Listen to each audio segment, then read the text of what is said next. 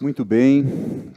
Fico melhor aqui, Felipe, nesse degrau ou no outro? Nesse aqui? Então tá bom. A gente tem que cuidar hoje em dia, né, com as câmeras e tudo mais, para que o pessoal que está em casa também possa receber a mensagem e ter a imagem com qualidade também. Muito bem, pessoal. A gente está começando hoje uma série de pregações. Nós terminamos na semana passada o nosso estudo do livro de Filipenses e foi bem legal, foi bem bacana.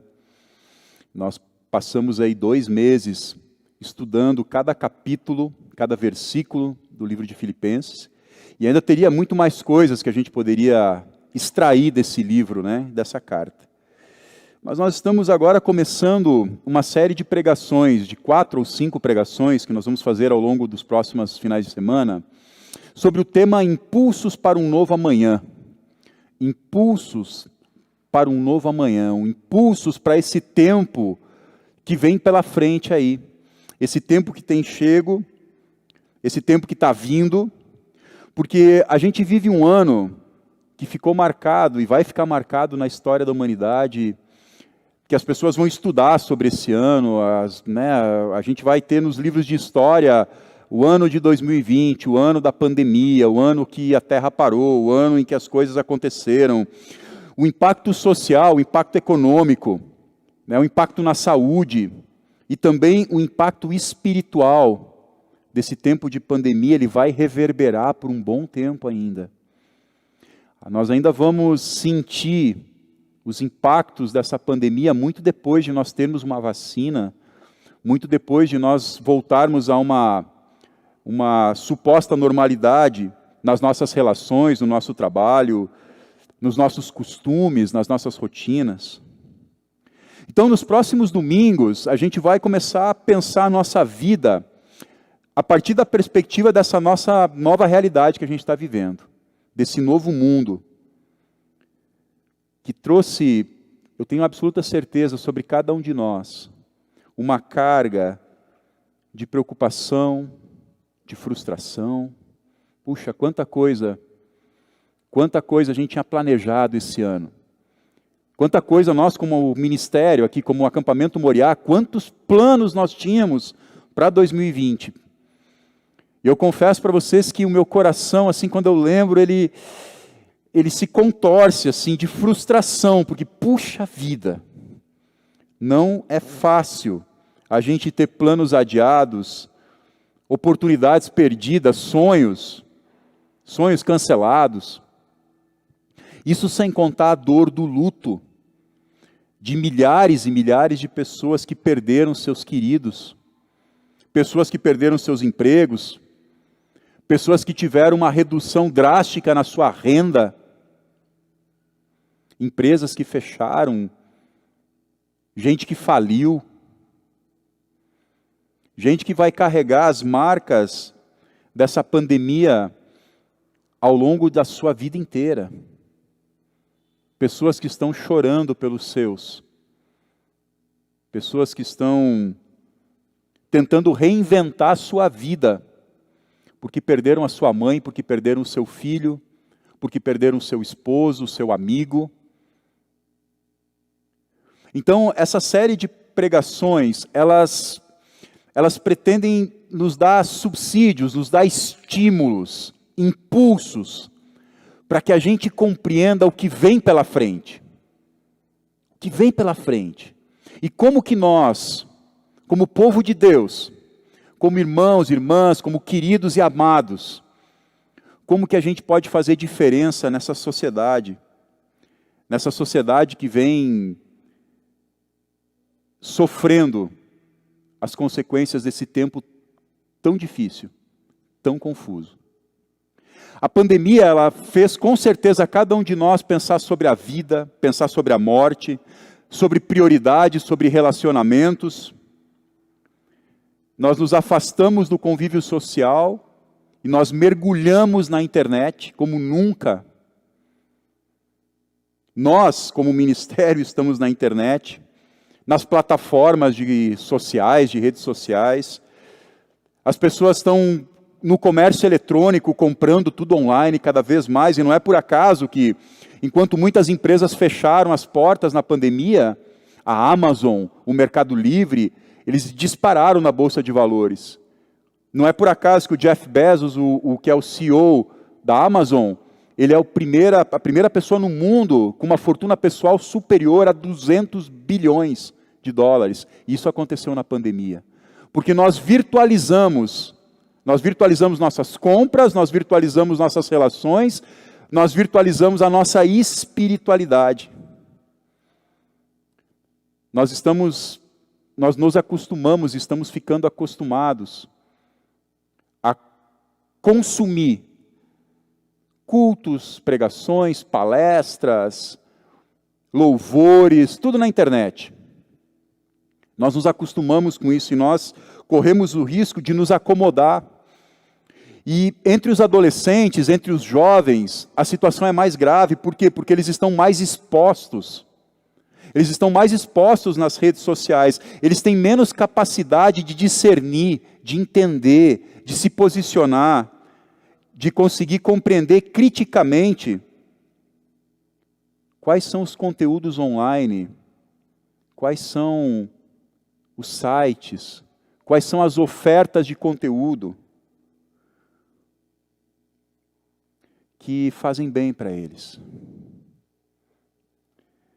Não é à toa que as crises de ansiedade, as crises de pânico, alterações de humor e tudo mais se multiplicou na pandemia. A venda de remédios, de medicação, ela subiu até 80%. Entre os meses de maio, abril, junho, o termo mais pesquisado na internet foi insônia. Insônia. Seguido por medicação para a insônia. Desse cenário confuso, a nossa espiritualidade também está pedindo socorro. A nossa fé, que sempre demandou comunhão, que sempre demandou espaços de convivência. O nosso ministério é um ministério de acampamentos, de atividades em que a gente faz junto com outros adolescentes, com outros jovens, com famílias. A espiritualidade, ela foi para a internet, e lá na internet, a gente contabiliza números de acesso, nós contabilizamos horas de programação. Nesses 6 meses aí de pandemia, aliás, desde maio, quando a gente começou efetivamente o nosso ministério online, vamos dizer assim, nós já publicamos mais de 70 programações, 70 vídeos, entre lives, cultos, celebrações, estudos bíblicos. Nós temos, sei lá, mais de 1000 horas de programação assistidas, milhares e milhares de acessos. Se a gente pensar assim, puxa, que legal, né? Estamos bem, né? Estamos conseguindo comunicar, estamos tendo sucesso naquilo que estamos fazendo na internet. Se a gente pegasse esses números e apresentasse num PowerPoint para vocês aqui, fizesse um gráfico bem bonito, de quantos % nós estamos crescendo a cada mês, de quantas horas cada pessoa... Seria maravilhoso, a gente teria um case de sucesso aqui. Só que para a gente não importa esses números. Claro que eles são importantes, eles refletem uma realidade, mas a gente sabe que, na verdade, esses indicadores eles são muito falsos. Esses indicadores não representam aquilo que de fato acontece. Porque o que a gente percebe é que a gente está distante um do outro. A gente tem dificuldade de se conectar pessoalmente com as pessoas. E cada vez mais a gente está fechado nos nossos próprios mundos, consumindo essa espiritualidade, consumindo as coisas que são oferecidas para a gente, como se fosse um buffet, como se fosse um self-service, um restaurante. E tem para todos os gostos e para todos os bolsos, né? Então a gente fica nessa agonia, porque a espiritualidade, a fé cristã, ela tem a sua raiz em Jesus. E essa raiz em Jesus nos leva para uma experiência comunitária, que se manifesta na convivência. O cuidado, o perdão, o testemunho, as orações, o partir do pão, o consolo, a exortação, o encorajamento, a disciplina, tudo isso só faz sentido quando é vivido na intensidade do convívio. Quando eu conheço a pessoa com quem eu estou partilhando a minha fé e a minha experiência de vida. Quando eu convivo com ela, quando eu consigo aprender como ela pensa, como ela sente as coisas. E a internet dilui tudo isso. Dilui, esgarça as relações. Nós temos como ministério o objetivo de fortalecer os vínculos de comunhão e os vínculos de convivência. Nós estamos na internet, sim, mas é como uma resposta a esse momento de pandemia, a essa demanda. E a gente é grato a Deus porque a gente pode usar a tecnologia para se comunicar com as pessoas e oferecer para as pessoas uma reflexão coerente, evangélica, fundamentada nas Escrituras, a respeito da fé. Mas o nosso coração pulsa pelo convívio. A fé cristã é uma experiência espiritual que se concretiza na caminhada conjunta. Quando a gente caminha junto com alguém. Quando alguém ora com a gente. Por isso eu quero convidar vocês, queridos, a participar dos nossos cultos, a participar dos nossos estudos bíblicos. Nós queremos impulsioná-los para que a gente possa, de fato, criar um grupo de estudo, de repente na sua casa. De repente na sua casa, com os teus amigos, com os teus vizinhos. De repente chama uma galera que você conhece. E a gente pode começar algo na tua família. Chamando pessoas para convivência, porque, queridos, as pessoas precisam de gente que caminhe do seu lado. Eu preciso de gente que caminhe do meu lado. Você precisa de gente que caminhe do seu lado. Por isso mesmo, queridos, que a gente está trazendo o tema de hoje. E a gente está pensando nessa série de impulsos para um novo amanhã. Porque se a gente deixar se levar, se a gente deixar que a onda nos leve, se a gente não for propositivo e se a gente não for intencional com a nossa fé, a gente vai acabar atrás de um computador 24 horas por dia. A gente vai acabar atrás de um computador imaginando que aquela palavra que a gente assiste pela internet, que aquele louvor maravilhoso que a gente assiste pela internet, supre as nossas necessidades. E eu quero dizer para você que isso não é verdade. Eu preciso caminhar do lado de alguém. Porque eu não consigo perdoar um pregador pela internet. Eu nem sei o que ele faz, ele nunca vai sentar do meu lado, ele nunca vai me dar a chance de ser misericordioso, gracioso. Isso a gente faz em grupo, isso a gente faz caminhando juntos. O tema de hoje, e o primeiro impulso que eu quero trazer para a nossa reflexão, ele parte de uma ideia que nós temos, de que Deus está no controle de todas as coisas. Quantas vezes você já ouviu e quantas vezes você já repetiu isso? Deus está no controle. Não, tudo certo, Deus está no controle. Não, a pandemia aí, Deus está no controle. E essa expressão, Deus está no controle, ela é verdadeira, mas também pode não ser. Porque depende de como que você argumenta dentro da tua concepção de fé, o que significa Deus estar no controle. Afinal de contas, é verdade mesmo que Deus está no controle? Se é verdade, de que maneira que Deus está no controle? Como que Deus controla o mundo? Será que nós temos os nossos destinos traçados? Eu e você? Será que a nossa história está escrita? Será que realmente cada detalhe da minha vida foi planejado cuidadosamente por Deus? Será que realmente tudo o que acontece na minha vida tem um propósito e é porque Deus quer? Essas perguntas, elas são importantes, queridos, porque elas escondem uma armadilha. Porque a forma como eu penso Deus, realiza dentro de mim uma imagem de Deus. E a imagem que eu tenho de Deus vai se refletir na maneira como eu vivo a minha fé. E a maneira como eu vivo a minha fé vai se refletir na maneira como eu vivo e convivo com as pessoas que são próximas a mim. A maneira como eu penso Deus, ela se reflete na maneira como eu penso a minha relação com o meu próximo. Muitos de nós têm na sua imagem de Deus um Deus egoísta. Muitos de nós têm na sua imagem de Deus um Deus tirano. Muitos de nós têm uma imagem de Deus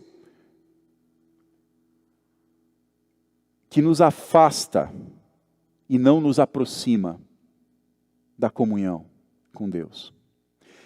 E essa é uma das perguntas. Porque nós não temos acesso a Deus, nós não conseguimos visualizar Deus, entender Deus e pensar Deus, senão por meio da imagem que nós elaboramos na nossa consciência de Deus. Como eu penso Deus? Fecha teu olho e pensa Deus. E agora pensa assim, eu quero pensar alguns atributos de Deus. Qual é o primeiro atributo? Qual é a primeira qualidade? Qual é a primeira característica de Deus que vem na tua mente? Talvez você vai dizer Deus é amor. Talvez você vai dizer Deus é um juiz. Talvez você vai dizer Deus está distante. É um velhinho de barba branca sentado num trono, em cima das nuvens. Talvez você nem consegue fazer uma imagem de Deus. Você pensa assim, não, isso para mim... Eu nem penso nisso, nem imagino como é que seja, porque eu nem acredito, na verdade. Nós temos imagens de Deus na nossa mente. E assim, essas imagens, elas são elaboradas a partir da revelação que a Bíblia nos dá. A partir da forma como nós acessamos os textos bíblicos. A partir do jeito que nós somos ensinados a respeito das Escrituras. Do catálogo de versículos que a gente usa, ou que a gente aprendeu, para se referir a Deus. A Bíblia, queridos, é um conjunto de livros que registram pensamentos humanos, reflexões de pessoas como eu e você, acerca do mundo, acerca dos grandes mistérios da vida, da busca por sentido, da busca por aquilo que está além dessa vida, ou você não acredita que existe algo além dessa vida? Você acha que realmente a vida que nós vivemos é aquilo que nós aprendemos em biologia, né? Como é que é nascer, crescer, se reproduzir e morrer? O ciclo da vida. Se você acha que é só isso, ou você acha que tem alguma coisa a mais, a Bíblia traz respostas, porque a Bíblia traz o registro histórico de gente que pensou sobre isso. De pessoas que ficaram refletindo e que na sua experiência de vida encontraram uma resposta. Inspiradas pelo Espírito Santo, elas encontraram uma resposta. Elas disseram assim, eu não consigo imaginar esse mundo sem a existência de Deus. Eu não imagino as penas de um beija-flor sem que ali haja uma mente poderosíssima, inteligentíssima, criando, desenhando. Eu não consigo imaginar o tamanho do universo, as órbitas dos planetas, se eu não imaginar que alguém pensou, alguém realizou intencionalmente essas coisas. Foram homens e mulheres que escreveram a Bíblia a partir das suas experiências de fé. Porque eu vou dizer uma coisa para vocês, queridos. Se você já viveu algum tempo nessa vida, se você já passou por algumas experiências, você sabe que existem situações na vida que só Deus explica, que só Deus basta, que só Deus é suficiente, que eu não tenho mais o que fazer, eu não tenho mais o que dizer,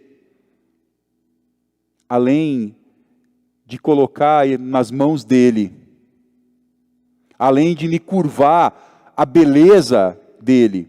Se você já visitou um lugar de natureza exuberante, se você já foi em algum lugar que tem uma cachoeira linda, se você já foi em algum lugar que tem um rio de água cristalina, eu e a Juliane, a gente viajava bastante de moto, e a gente fez uma viagem para o Mato Grosso há 7 anos atrás, e a gente passou 20 dias viajando de moto, e a gente foi para Bonito, e a gente foi para o Pantanal, e cada vez que a gente chegava num lugar, e a gente olhava para aquela natureza, e a gente mergulhava naquela água, naquela água cristalina, e a gente olhava os peixes, os dourados desse tamanho, nadando ali dentro, peixe colorido, peixe de tudo que jeito. Eu não tinha como dizer outra coisa, senão que aquela beleza era transcendente, era uma beleza que estava além da minha compreensão.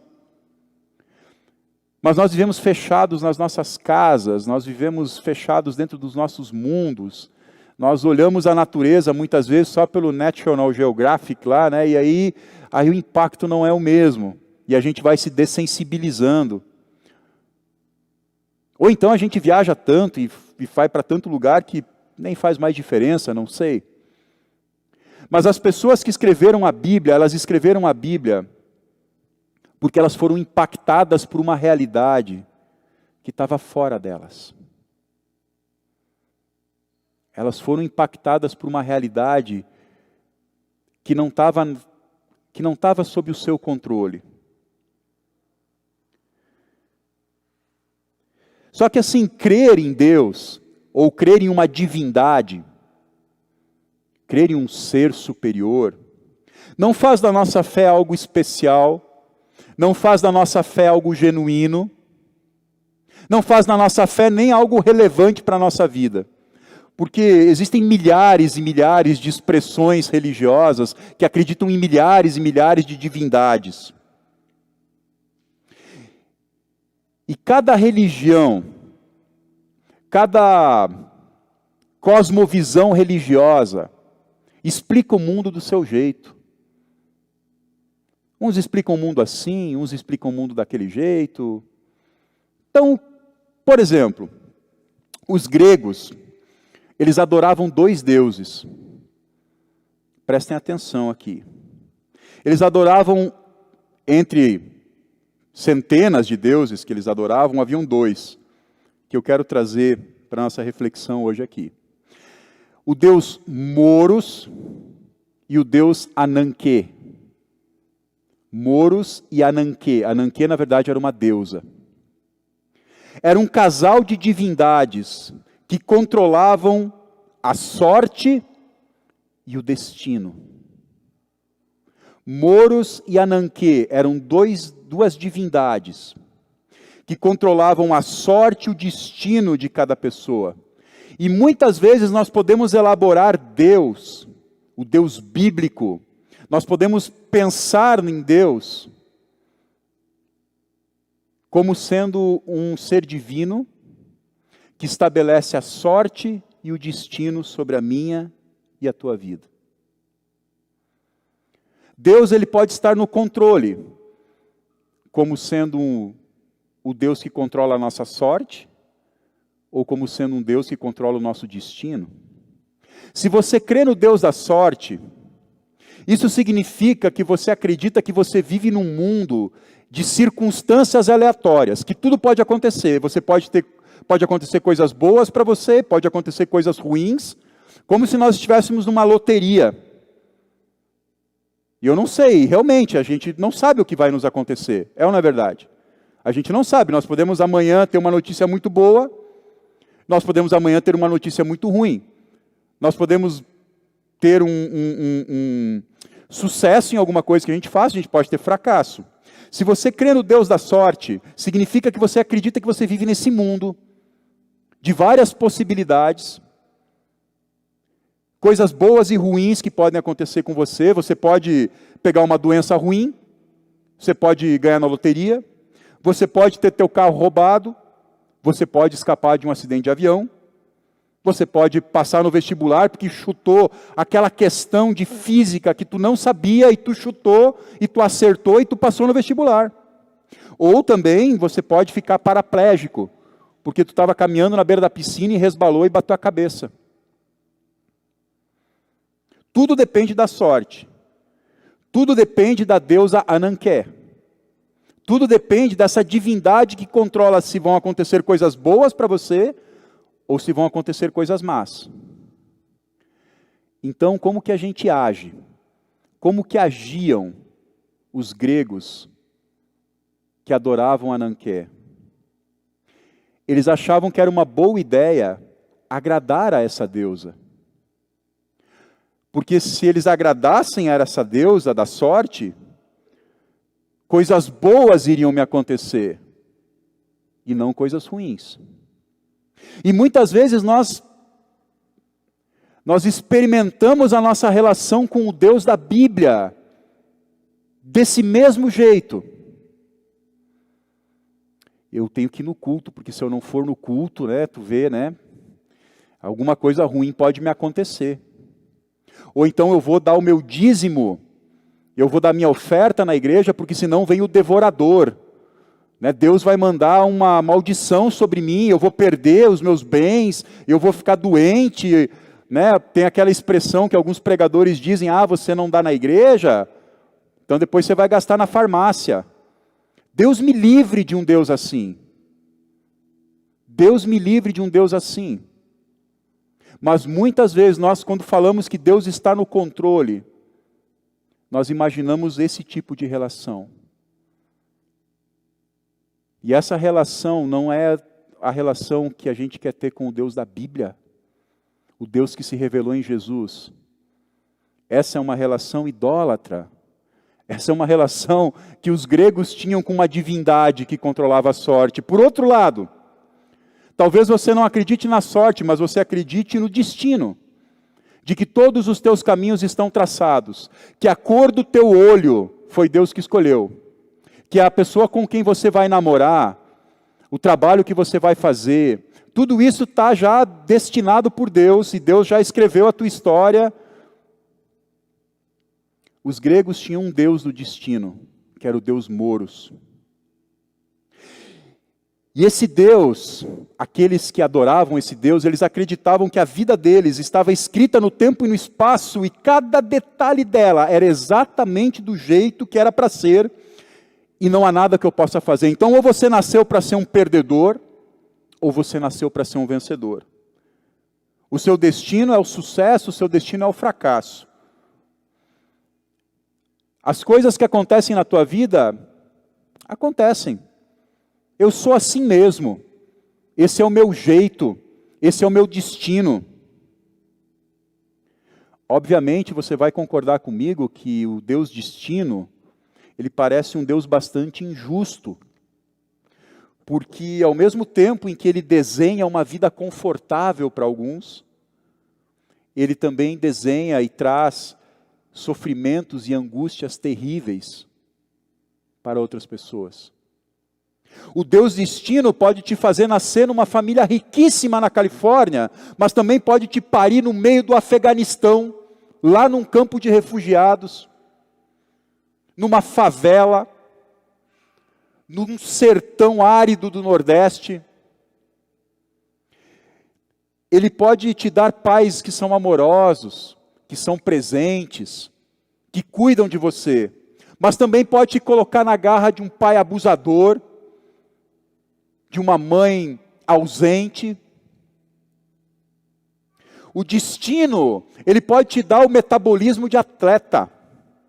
Ele pode fazer com que você tenha músculos, que você tenha respostas rápidas, que você se torne um excelente jogador de tênis de mesa. Ou ele pode também decidir que você vai nascer com paralisia cerebral. Destino. Nasceu assim. É desse jeito. Cuidado para não imaginar um Deus cruel e perverso, que se alegra em fazer com que pessoas sofram.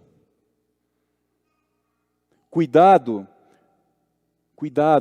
com a frase Deus está no controle. Porque ela pode refletir uma imagem de Deus que não é Deus, que é um ídolo.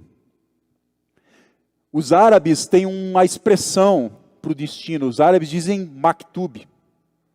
Maktub, está escrito. Tinha de ser assim. É o destino. Eu não sei se você percebeu, se você conseguiu entender o que eu estou querendo dizer aqui. Mas por trás de alguns chavões religiosos que a gente fala, por trás de algumas expressões que a gente usa, de alguns pensamentos que a gente tem acerca de Deus, está escondida uma idolatria. Está escondida uma adoração falsa, uma percepção falsa de quem é Deus. E a gente está adorando ou o destino, ou a gente está adorando a sorte. Se você abrir a sua Bíblia em Isaías 65, versículo 11, abre lá a tua Bíblia, Isaías 65, versículo 11. Eu quero que você acompanhe essa leitura. O povo de Israel está sendo julgado por Deus. O povo de Israel está sofrendo o juízo de Deus.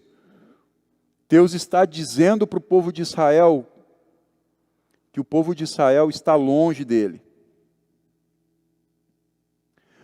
Porque, segundo Isaías 65:11, o povo de Israel havia se apartado do Senhor, havia esquecido do que significava adorar o Senhor, mas tinham preparado uma mesa farta para a sorte, para a fortuna, e haviam oferecido sacrifícios ao Deus destino. A palavra de Deus e a vontade de Deus não se confunde. Presta atenção, querido, não se confunde com sorte e destino. Deus, ele não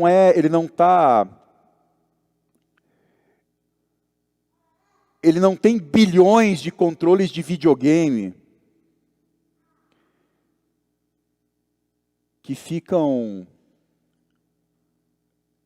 determinando cada passo que você dá na tua vida.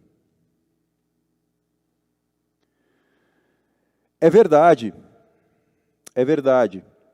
A Bíblia fala que Deus abençoa o justo, que Ele dá prosperidade aos seus servos, que Ele abre as janelas do céu e derrama bênção sobre quem é fiel.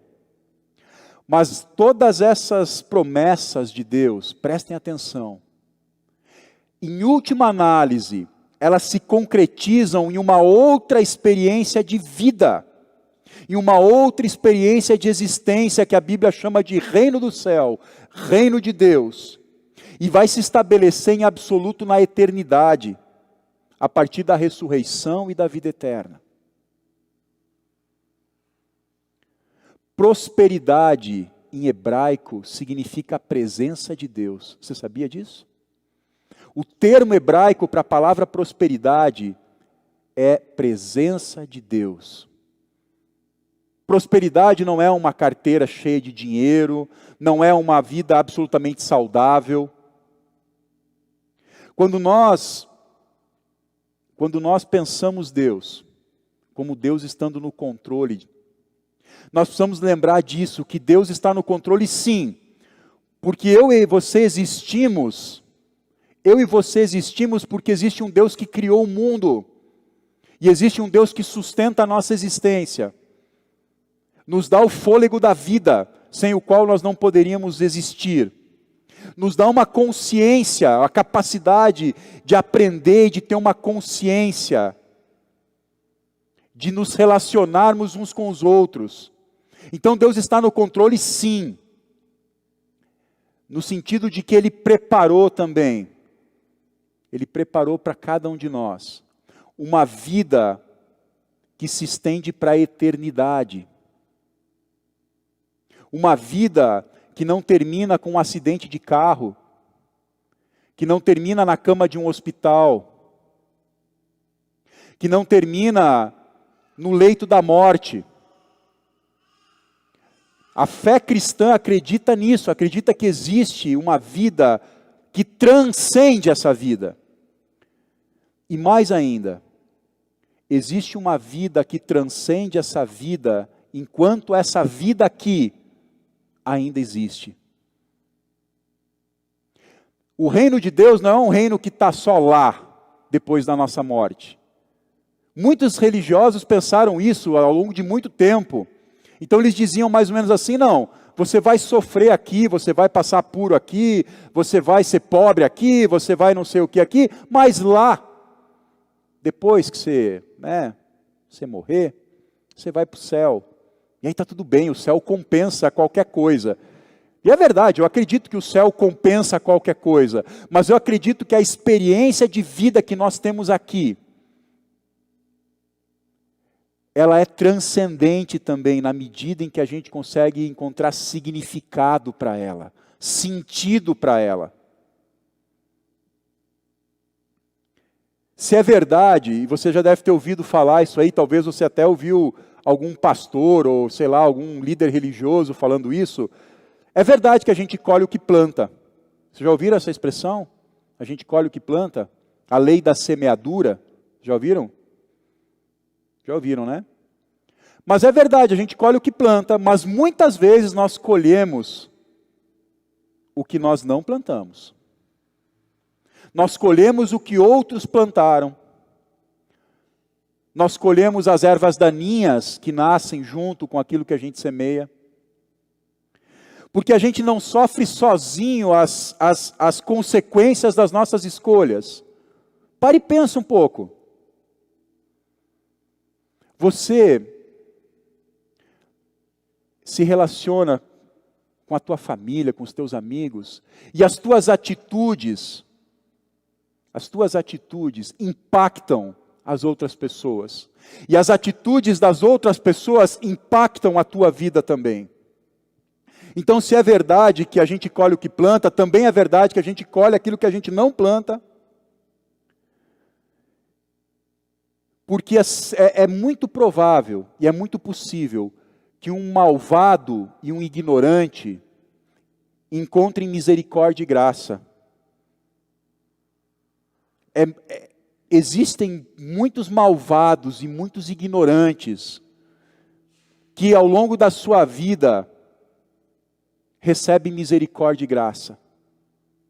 E assim também é muito comum que um misericordioso e alguém gracioso, alguém justo, alguém bom, também ao longo da sua vida encontre maldade e ignorância. Não existe uma correlação matemática na vida, esqueçam essa ideia de que 2 mais 2 dá 4, e que se eu fizer determinadas coisas, eu só vou colher o resultado daquilo, porque não é assim que funciona. Não é assim que funciona. Não existe uma garantia de reciprocidade no caminho da existência. Você deve conhecer pessoas boas que sofreram horrores. Pessoas que tentaram levar os seus negócios de uma forma justa, correta, e que foram à falência. Você também deve conhecer pessoas, talvez, que tinham uma vida totalmente bagunçada, que tinham uma vida totalmente errada, e que de repente, em algum momento da vida, encontraram um caminho de graça e misericórdia, e por conta desse caminho de graça e misericórdia, foram transformados. Então não existe uma matemática na relação da vida e nem na relação com Deus. Existem muitos justos que sofrem injustiça, muitos discípulos de Jesus viveram na pobreza. Tem muita gente crente, temente a Deus, que teve que enterrar seus filhos, vítimas de um acidente estúpido, vítima de uma doença banal, vítima de uma violência gratuita. Há muitas mulheres de Deus que se esforçam ao máximo e sozinhas para dar dignidade aos seus filhos que têm necessidades especiais. Há muitos homens de Deus que chegam à velhice senis porque tiveram Parkinson, porque tiveram Alzheimer. Então vem a pergunta: Deus está no controle?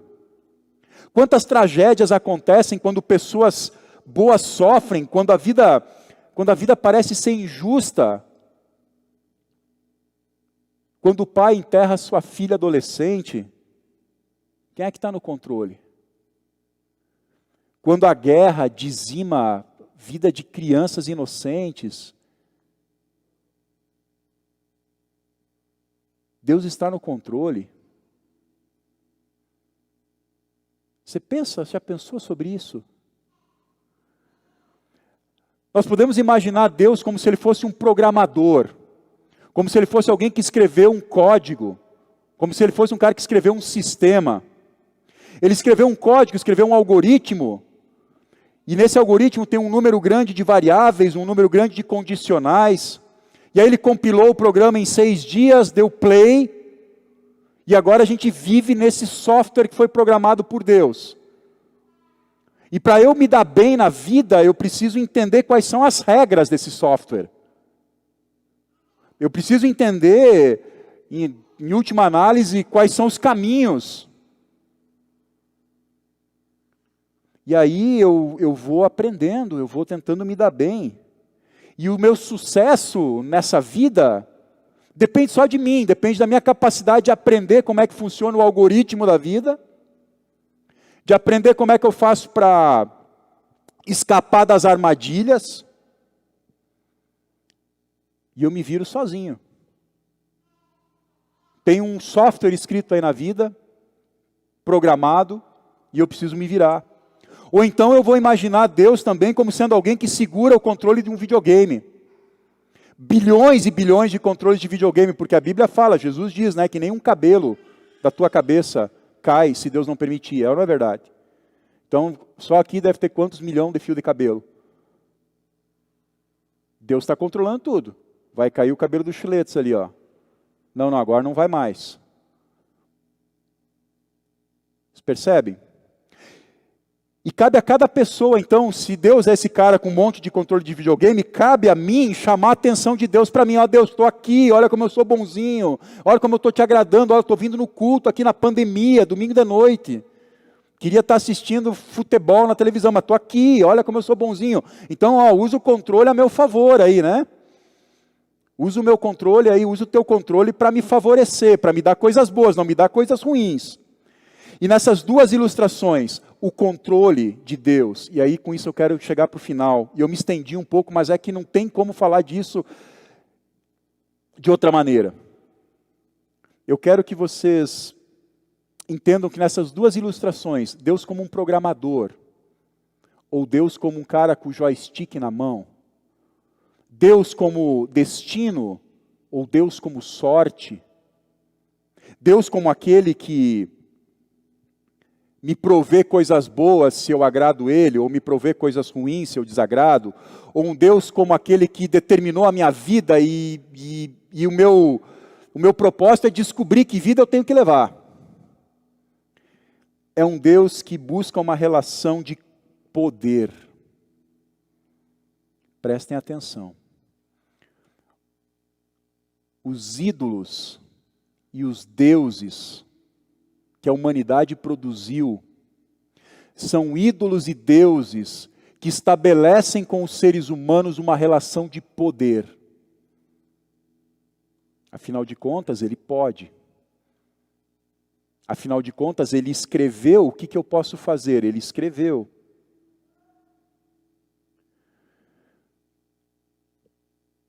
Algumas pessoas se relacionam com Deus na base do poder. e imaginam o controle de Deus como sendo um controle baseado no poder. Mas eu compreendi, na leitura da Bíblia, na leitura dos Evangelhos, na leitura dos versículos de saudação que a gente leu hoje à noite aqui, de João 6, que Deus, Ele está sim no controle de tudo, mas não como poder, como graça e misericórdia, como amor. O mecanismo de Deus para controlar a nossa existência não é o poder, não é o medo. Se você tem medo de ir para o inferno e por isso você se aproxima de Deus, você está se aproximando de Deus pelo motivo errado. Isso está escrito lá em 1 João, capítulo 4, versículo 17. Que o perfeito amor lança fora todo medo, porque o medo supõe castigo. E nós amamos porque Ele nos amou primeiro. Deus é como uma rede de proteção. Sabe como que eu vejo Deus no controle? A vida é uma corda bamba. E eu e você, inexoravelmente, nós temos que atravessar essa corda bamba. Alguns vão ter uma corda bamba de 60 anos, outros de 80, outros de 30, alguns talvez de poucas horas de vida. Mas Deus, Ele é aquela rede de proteção que está embaixo da corda bamba. Então Ele está no controle sim. Mas Ele não está no controle para te desequilibrar da corda bamba. Ele não está no controle para te segurar na corda.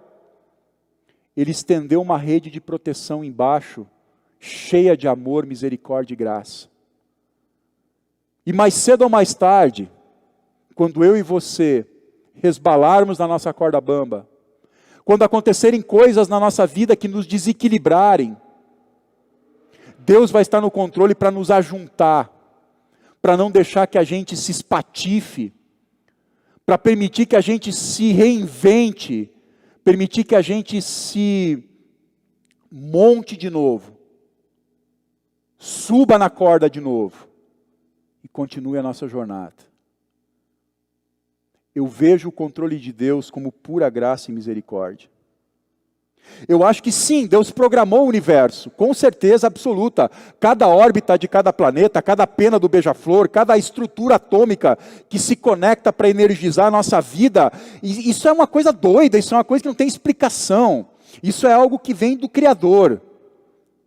Eu acredito que Deus intervém na história humana também. Sim, eu acredito. Eu acredito que em alguns momentos da nossa história, Deus ele usa o joystick aquele. Não para controlar o meu fio de cabelo, porque, em final de contas, uns tem mais, uns tem menos. Mas eu acredito que Ele faça isso para que os seus propósitos e a sua justiça sejam manifestadas sobre nós. E Deus fez o maior movimento que Deus fez com o joystick. Aconteceu há 2000 anos, quando Ele entrou na nossa história, como Jesus Cristo. Não para nos mostrar e falar a respeito de poder, mas para nos falar a respeito de amor. Eu aprendi muito sobre a vontade de Deus, e com isso eu encerro, quando eu fiz uma palestra há 2 anos atrás, para as crianças e alunos que são atendidos pela educação especial, lá em Mafra. Naquele dia, olhando para aqueles pais e para aquelas mães, e para aquelas dezenas de crianças que estavam lá, cada uma com a sua necessidade especial, cada um com a sua dificuldade, cada um com sua limitação, mas lá dentro sendo acolhidos e abraçados num espaço de dignidade e amor, eu entendi que eu e você somos a rede de proteção que Deus quer colocar debaixo das cordas bambas, que as pessoas que estão ao nosso redor estão passando. E Deus quer mostrar o seu controle através dos nossos atos de gratidão e misericórdia, dos nossos atos de graça e bondade, dos nossos atos de amor e justiça. É assim que eu entendo que Deus está no controle. Deus está colocando pessoas nas nossas vidas, impulsionadas pelo amor, para que quando a desgraça aconteça, para que quando a vida ficar difícil, para que quando acontecerem coisas na minha vida que eu não mereço, eu seja lembrado do amor e da graça de Deus, porque tem alguém do meu lado sofrendo junto, chorando comigo, me abraçando, me lembrando que existe um Deus que me ama. E quando a gente se apropria disso, cai em escamas dos nossos olhos e a gente não consegue mais olhar o mundo de outro jeito. E esses dias eu levei a Aurora lá no Recanto Machado, faz o quê? Uns 2 meses, que ela queria andar de cavalo. Não sei de onde a minha filha tirou a vontade de andar de cavalo, porque eu não gosto de cavalo, nunca gostei, tenho medo de andar naqueles bichos, eles nunca vão para o lado que a gente fala para ele ir. Mas a Aurora sempre gostou de cavalo, eu quero cavalo, e a gente levou ela no Recanto Machado para andar. E enquanto ela estava em cima da petiça, de uma eguinha que eles têm lá, e ela feliz da vida, a primeira coisa que eu me lembrei foi das crianças atendidas pela educação especial. Foi do encontro que eu tive ano passado com as mães de crianças autistas, e de ver a agonia e o desespero delas, porque elas não têm dinheiro para dar um atendimento qualificado para os seus filhos. Porque custa caro. Porque na prefeitura, às vezes, ela consegue um atendimento psicológico por semestre. Porque ela não tem dinheiro para uma psicoterapia, para uma psicopedagogia, para uma ecoterapia. E quando eu olhei para minha filha, feliz da vida em cima daquele cavalo, a primeira coisa que eu pensei foi, puxa vida, isso aqui para aquelas mães, para aquelas crianças, seria especial. E a gente já começou a pensar num projeto para a gente fazer, para que as crianças que são atendidas pela educação pública possam ter o privilégio, o direito de serem atendidas pelo Recanto Machado. Isso para mim é Deus está no controle. Deus está no controle do meu coração, do teu coração. Então para de acreditar em destino, em sorte, e começa a pensar nas ferramentas que Deus te deu, para que você seja um agente de graça e amor na vida das pessoas. Quero terminar com um versículo de Efésios, capítulo 1, versículo 9 a 10. Diz o seguinte lá. Cristo, né? Paulo está falando de Cristo. Cristo nos revelou o mistério da vontade de Deus. Olha que interessante isso aqui. Tudo isso que eu falei agora, todo esse mistério acerca de se Deus está no controle ou não, foi revelado em Jesus. Ele nos revelou o mistério da sua vontade, de acordo com o seu bom propósito que Ele estabeleceu em Cristo. Qual é a vontade de Deus? Fazer convergir em Cristo todas as coisas celestiais, da vida do porvir, daquilo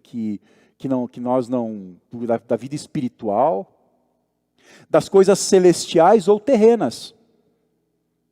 Ou terrenas, aquilo que é o nosso dia a dia, o teu trabalho, a tua escola. Na dispensação da plenitude dos tempos. O nosso desafio é olhar o mundo com a mente de Jesus.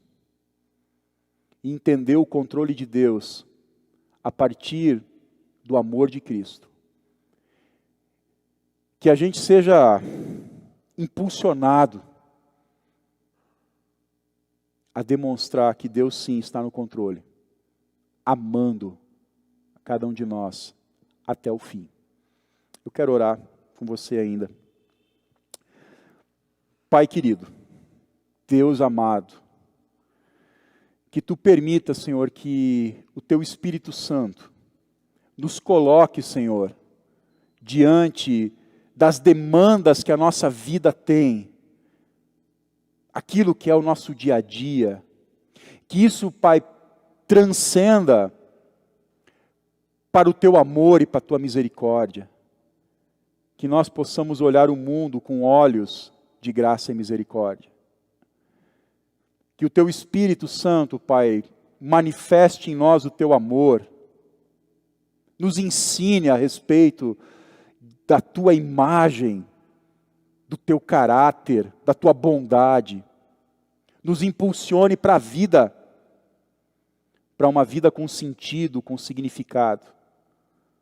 Faz com que nós sejamos redes de proteção nesse mundo bagunçado, nesse mundo de sofrimentos, de lutas, esse mundo que Tu ama, esse mundo que Tu criou e Tu sustenta com a Tua mão. Em nome de Jesus, amém. Queridos, para encerrar o nosso culto, eu quero chamar a banda para cantar mais uma canção, e a gente encerra com essa canção. E eu gostaria também de lembrar você, que se você quiser trazer a sua oferta, se você quiser contribuir com o nosso ministério, com o trabalho que a gente realiza nas escolas, com o trabalho que a gente realiza com jovens e adolescentes, com o nosso culto aqui que a gente faz, com essa comunidade, você pode trazer a sua oferta de acordo com a generosidade do teu coração. Não porque você tenha algo a ganhar de Deus com isso, não porque você tenha algum tipo de favor especial ou merecimento, mas por gratidão. Porque Deus te ama. Deus te ama, quer você oferte, quer você não oferte. Deus quer moldar o teu coração, para que você tenha um coração generoso. Para que através da tua contribuição e do teu bolso, você possa abençoar a vida de outras pessoas. Então, fica aqui o nosso convite. Se você está aqui na igreja, tem umas cestinhas nos bancos. Se você está em casa, nas nossas redes sociais tem nossa conta bancária. Você pode trazer aqui na secretaria também, se você quiser. A sua contribuição é importante, porque ela sustenta esse ministério. E com a sua contribuição a gente consegue crescer, a gente consegue atender a tantas demandas que existem. Então, muito obrigado, uma boa noite para você, e a gente fica aqui com essa banda maravilhosa. Muito obrigado, Karen, Schletz, Pedro, Felipe. Quero agradecer também o Henrique, que está aqui na mesa de som, o Felipe, que está aqui no streaming, lá atrás a Sara, que está cuidando dos slides. Muito obrigado, que Deus abençoe a todos e uma boa noite.